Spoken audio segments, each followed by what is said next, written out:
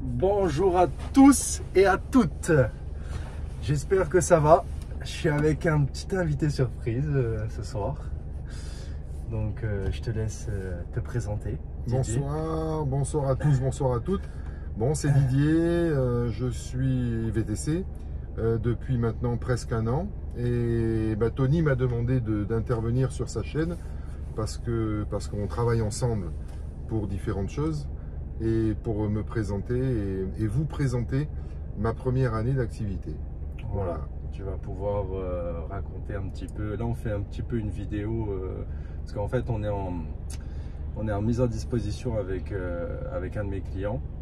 Donc, on est avec le van de mon client et le van de Didier qui vient d'installer cette magnifique télé juste derrière. Donc, c'est pour ça qu'on on fait cette vidéo sous ce plan-là.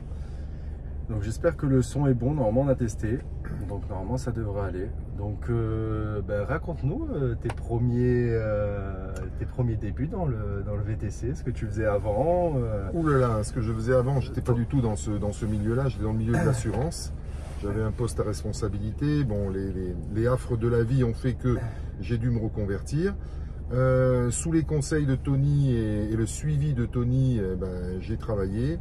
D'abord en prenant un modèle 3 que j'ai toujours et maintenant donc je viens d'acquérir un van en XXL, en diesel et je viens donc d'essayer de l'agrémenter avec un petit écran de télévision avec 2 enceintes à l'arrière. C'est vraiment sympa, c'est vraiment bien fait. Pour essayer de donner un petit peu plus de service aux clients. Mon travail au départ s'est borné à travailler uniquement avec des applications. Petit à petit, j'ai eu quelques privés qui deviennent de plus en plus importants. Et puis avec Tony ou avec d'autres VTC, on s'échange bien sûr des courses. Et j'espère travailler de plus en plus bien sûr en privé avec cet outil formidable qu'est le van. Voilà aujourd'hui où j'en suis. Et je suis les conseils de Tony. Ouais, donc qu'est-ce que tu penses de ton début sur les applications, comment tu as vécu, parce que tu as commencé en mai, hein? Début mai, ouais. En mai, hein, il est venu me voir pour me demander, parce qu'on avait son fils, un ami en commun. C'est ça, oui. Oui. Et il est venu me voir en décembre, il a eu son examen très rapidement. Donc j'ai vu de suite qu'il était motivé, qu'il était fait pour ce métier. Tu es venu me voir en décembre, je crois. En décembre, ouais. J'ai passé mon examen en janvier.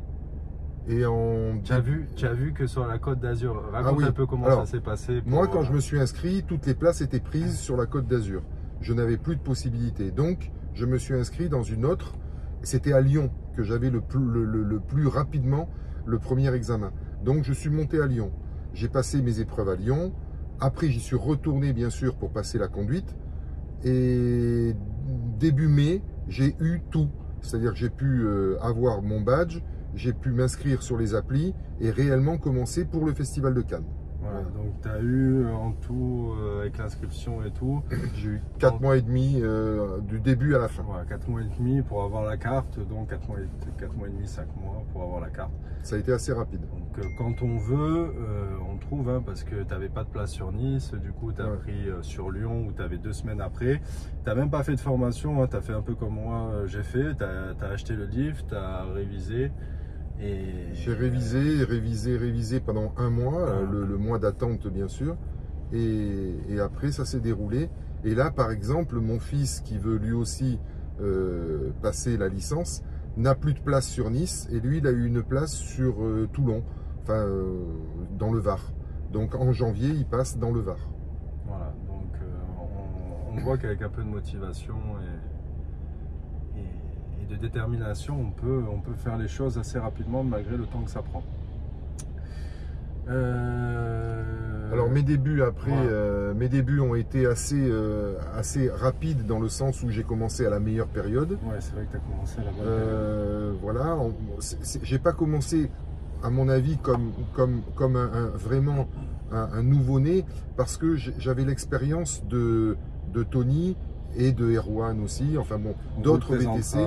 On vous présentera Erwan qui fait partie du team. Et donc, ça m'a permis de gagner du temps sur tous les événements qui allaient se passer, d'appréhender le métier, comment travailler. Moi, je me suis fixé une limite, c'était la limite du nombre d'heures à travailler par jour. Et j'avoue que c'était assez important parce que je partais d'un principe que je testais. Donc, comme je teste, je veux voir jusqu'où ça peut rapporter et jusqu'où je peux travailler. Donc, j'ai fait des journées à 18, 19 heures. Ouais, t'as fait des grosses journées, hein, comme ouais. quand j'ai commencé au début. Et les journées de nouveau-né, comme on dit. Hein, voilà, des journées pour apprendre, des journées pour connaître, des journées pour voir. Et des journées, bien sûr, qui ont rapporté, qui ont été très correctes au niveau du rapport financier. Voilà. Et dû à ton expérience aussi, quand tu travaillais dans les assurances, moi j'ai vu rapidement que tu avais cette facilité et cette aptitude à démarcher le privé. Hein, parce que c'est vrai que quand je vois en une année d'expérience, tout ce que tu as pu rapporter, même les courses qu'on s'est échangées venant de ta part et tout, c'est vrai que j'en connais des chauffeurs, mais bon, tu as vraiment fait ça à 2000%. C'est vrai que vraiment... Ouais, vous m'avez dit qu'il fallait faire certaines choses, être agréable avec le client, être prévenant et ainsi de suite. Après, j'ai fait aussi des démarches personnelles qui m'ont ramené quelques clients. Et dans ce métier, je pars d'un principe, c'est qu'il faut fidéliser. Si le client est content de toi, il n'y a aucune raison pour qu'il prenne un autre chauffeur ou qu'il ne reprenne pas quand il a un besoin. Donc j'essaye au maximum de fidéliser les gens. Et puis, a priori, ça marche. Et tu as pu voir aussi donc la différence entre le prix des applications et le prix du privé, hein, qui sont deux choses complètement différentes. Hein. Alors, c'est deux choses totalement différentes et les gens le comprennent. Quand on leur explique que dans le privé, on est obligé de s'arrêter de travailler avant pour être présent à l'heure dite, à leurs besoins, et ils comprennent qu'à partir de là, ce n'est pas simplement la course qu'ils payent, mais c'est un service autour et une tranquillité pour eux d'avoir quelqu'un qu'ils connaissent et qui soit à l'heure et ils n'ont plus de soucis de ce côté-là. Donc ils sont prêts à payer un peu plus cher et un petit peu plus cher. Et en plus l'économie qu'on fait sur, bien sûr, la commission que prennent les applis, ça fait de suite une différence importante sur le chiffre d'affaires et surtout sur le gain total. Et c'est pour ça que donc du coup, quand j'ai vu l'implication qu'avait Didier dedans, parce que ça fait longtemps que je voulais monter mon site internet, et vu son expérience dans le domaine de la vente, hein, c'est ce qu'on peut de la vente, du démarchage, du démarchage, de tout ce que tu faisais dans ton ancien métier, j'ai vu une réelle facilité chez toi et c'est ce qui nous a poussé à faire un site internet qu'on a mis justement pour se détacher des applications parce que, comme j'ai dit au début quand tu es venu, qu'on a discuté, tu as vu, je t'ai conseillé sur quoi, sur comme véhicule, parce que là tu as une modèle 3, je t'ai conseillé sur une Zoé, tu as vu, pour commencer au début il me disait prends une Zoé pour faire essayer, voilà, pour débuter, pour voir, et en fait j'ai très vite vu qu'il voulait autre chose directement, sans avoir goûté aux applications. Il voulait bien faire les choses et il voulait se diriger vers autre chose. Donc c'est pour ça que du coup tu as pris la modèle 3, tu as racheté la modèle 3 d'Erwan et qu'on a voulu faire le site internet pour pouvoir se détacher rapidement des applications, parce que quand tu veux te détacher des applications, il faut aussi être une équipe, parce que si tu veux répondre à la demande d'un site, si tu es amené à avoir plusieurs demandes, donc il faut des chauffeurs fixes, un petit noyau qu'on s'est construit, plus après avec tous les sous-traitants que j'ai et tous les sous-traitants que j'ai pour pouvoir répondre à la demande et être crédible en fait. Parce que c'est vraiment un métier totalement différent. À savoir, quand on fait des applis, le matin on se lève, on branche l'appli, on fait son travail, on rentre à la maison, on coupe l'appli et on n'a plus à réfléchir à rien. Voilà. Il n'y a pas d'obligation proprement dite, à part bien entendu faire son métier, c'est la moindre des choses. Alors que quand on a des privés, le métier est totalement différent. On est tributaire du besoin du client, on doit se rendre disponible et on doit surtout être présent. Donc c'est le service, c'est le service qui n'est pas le même. Mais ça oblige aussi à avoir ben, soit une disponibilité totale, ce qui est très très difficile à avoir parce qu'on a quand même une vie à côté, et puis il faut dormir, et puis il faut manger, et puis on a une famille, et ainsi de suite. Mais c'est pour ça qu'avec nous, notre petit groupe qu'on s'est constitué, on peut à ce moment-là se rendre ben, plus disponible quand on est sur le terrain, et puis quand on ne l'est pas, s'il y a une course qui tombe, quelqu'un d'autre peut la faire, et on ne perd pas le client pour autant. Quelqu'un qui a un site et qui est tout seul, c'est extrêmement difficile pour lui, parce qu'il ne peut pas, à ce moment-là, assumer toutes les courses. Je pense que c'est impossible. Voilà. Et après, concernant le site internet, on l'a mis en place début de cet hiver, pour justement commencer, pour être prêt pour la saison 2024. Et on a vu que c'était quand même quelque chose de pas évident à mettre en place. Hein. On pensait que c'est très difficile. C'est très complexe. Il y a beaucoup de choses derrière le site internet. Il suffit pas juste de faire une belle vitrine et de se dire, comme il y a plein d'annonces qui te disent je vous fais des sites pour 250 €. Tu peux avoir la plus belle vitrine, mais si derrière il n'y a pas le travail qui est fait derrière et puis tous les mois. Hein. Et puis il y a combien de sites? Il y a énormément de sites. Donc il faut faire la différence, il faut être présent, il y a du travail derrière. Même le plus beau site du monde, s'il n'est pas visité, ben, il ne marchera jamais. Donc tout le travail derrière par les webmasters ben, nous amène à ce moment-là à avoir une vision, un trafic, et donc à partir de là à avoir des gens qui peuvent ben, éventuellement faire une réservation de course. Mais la place est très très dure à prendre, vraiment très dure. Et qu'est-ce que tu penses au niveau de ce travail-là maintenant avec la vie de famille, essayer de réunir le tout, quels sont tes ressentis? Alors, parce que c'est pas évident, on sait que c'est un métier, surtout sur la Côte d'Azur. Ouais. Enfin, Paris c'est encore plus dur, je sais pas, hein, j'ai pas été, mais j'ai eu des échos. Et j'imagine bien qu'avec le trafic, les tarifs et tout, nous c'est vrai que sur la côte on a de la chance. C'est pour ça que beaucoup de Parisiens descendent sur la côte, enfin beaucoup de Parisiens et autres descendent sur la côte. Mais voilà, cette qualité aussi de travail qu'on a sur la Côte d'Azur. Ben, on a une saisonnalité qui est assez longue ici. L'hiver est dur, l'hiver est dur, c'est dur. Même avec des privés et tout, c'est dur. Mais on a une saisonnalité qui est très très bonne. Et je pense que je suis passé au van maintenant pour ne pas gagner plus mais travailler moins, parce que on peut gagner très bien sa vie, mais il faut des heures de travail, il faut de la présence. Comme je dis toujours, notre voiture c'est un peu comme un commerce, il faut qu'il soit ouvert pour que les clients rentrent. Nous il faut qu'on soit présent sur le terrain pour avoir des clients, et donc il faut compenser le peu de clients par un nombre d'heures important, et ça à la longue à mon avis ça use, et puis de toute manière c'est pas mon type de travail que je cherche. Donc aujourd'hui c'est pour ça que je me suis orienté vers le van, pour essayer de peut-être autant travailler l'été, ça parce que le travail est là, mais après lever le pied et avoir un chiffre d'affaires annuel qui soit équivalent, voire un petit peu supérieur. Mais et aussi voilà. C'est pour répondre aussi à la demande du site. Oui.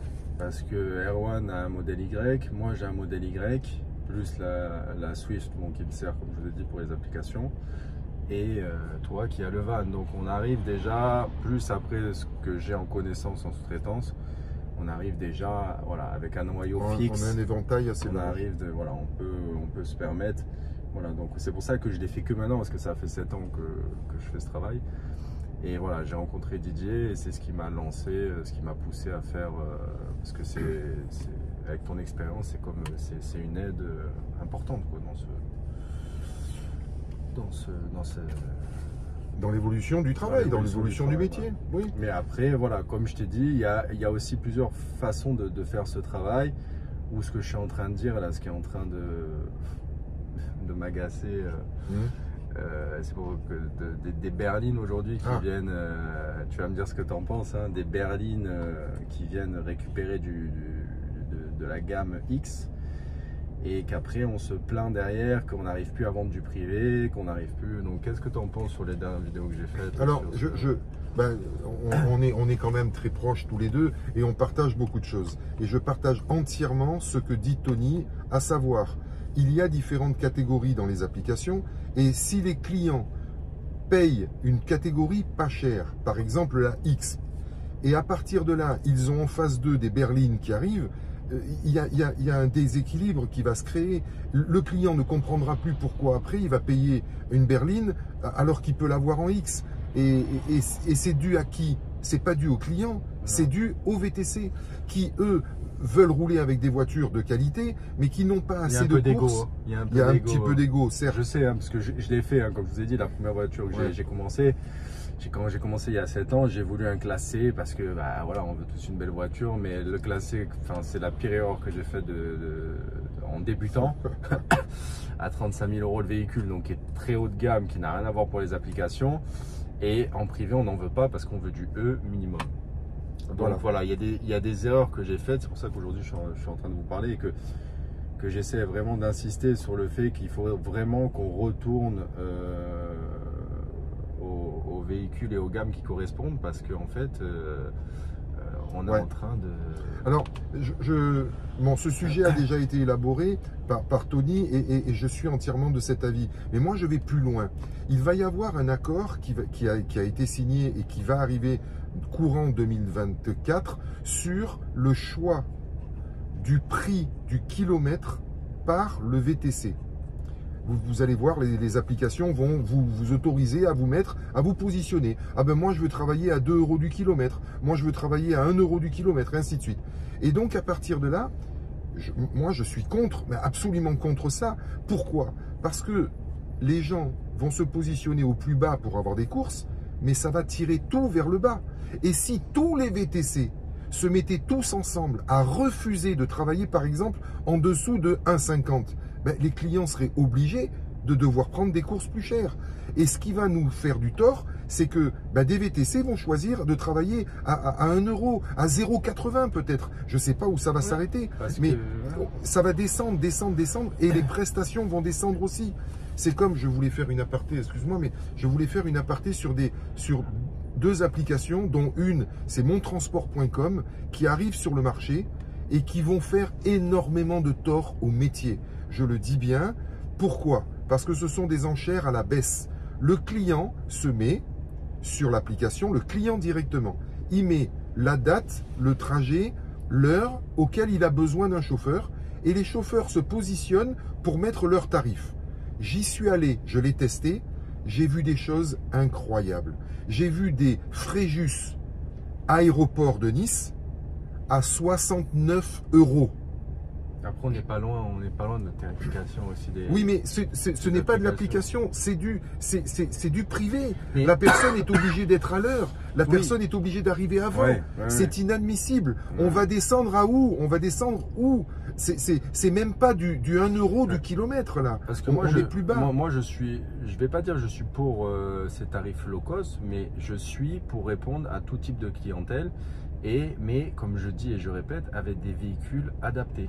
Alors, certes, mais moi j'ai vu des Mercedes se positionner sur ces tarifs-là. Parce que moi, quand je vois que je prends des gens en X avec ma Swift, qui sont 3, qui sont 4, je les entends se plaindre derrière, qui sont serrés ou qu'il y a du bruit sur l'autoroute, parce que mais moi je leur donne ce qu'ils ont payé. Voilà, la gamme, c'est de les transporter d'un point A à un point B.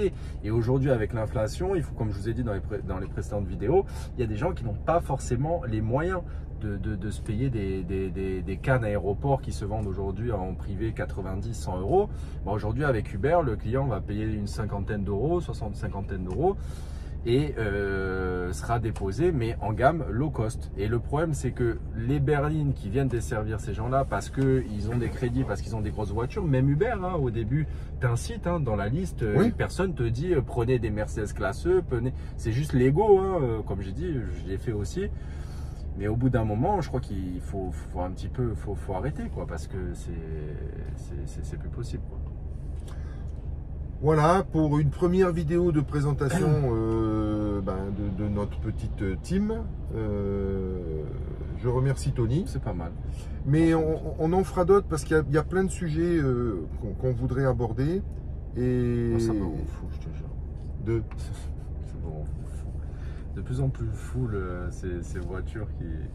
Ah, les gars. Ah ouais, j'ai vraiment un problème avec ça, quoi. Je veux dire, c'est vraiment... Mais tu as vu un gars là qui était en petite voiture aussi? Ouais, j'en ai vu là, j'en ai vu un et ils ont tout compris hein, quand tu veux commencer et faire de l'application. J'en ai vu en Toyota, j'en ai vu en Toyota Yaris, j'en ai vu à ce sujet, en Zoé. moi pour l'hiver prochain, bon, mon fils normalement va reprendre ma Model 3, mais moi je pense que l'hiver prochain, comme je t'ai dit, tu n'auras même pas besoin. Si je veux travailler, je pense que je vais prendre une Zoé. Moi, je vais prendre une Zoé à côté. Mais voilà, ça permet de toucher. Et ça permet de toucher une clientèle qui est aujourd'hui au moins 70-80% de la population. Et moi, je l'ai vu cet été, que la berline ne sonnait même plus. Pourquoi? Ah non, la berline, elle sonne plus. Pourquoi? Mais moi, je l'ai vu parce que c'est mon 7e été. Et je l'ai vu que ça sonnait plus. Parce que les gens attendent la berline, ceux qui sont en berline en Y. Ils voient que ça sonne pas, donc qu'est-ce qu'ils font? Ils descendent en gamme et après on dessert l'UX et les gens en fait n'ont même plus besoin d'appeler sur la berline. Donc même ces gens-là font de la concurrence au taxi directement. On est d'accord. Voilà, eux font de la concurrence directement au taxi. Pourquoi? Ben parce que en fait on fait des aéroports à des prix bas, alors que vous êtes dans la même gamme que les taxis. Donc, vraiment important de... Bon, Tony m'a demandé pour la prochaine fois de faire une vidéo un peu plus élaborée sur ma nouvelle... voilà, on pourra faire une petite vidéo sur la nouvelle vidéo. Montrer l'installation. Voilà, pour montrer l'installation, comment ça a été fait, la qualité. Ce sont des deux frères qui ont une société qui font ça, qui sont exceptionnels. Et j'aurais plaisir à les présenter aussi. J'étais pas pour. Hein, ouais, t'étais pas trop pour, mais... J'étais pas pour, j'avais peur que ça fasse un peu le van, un peu de Wish, quoi, tu vois.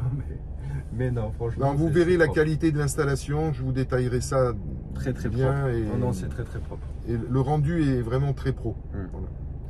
On va finir notre dispo, on en a encore pour quelques heures. Hein, on a quelques heures d'attente. Hein, merci à tous, merci puis, Tony. Prenez soin de vous, ciao. Au revoir.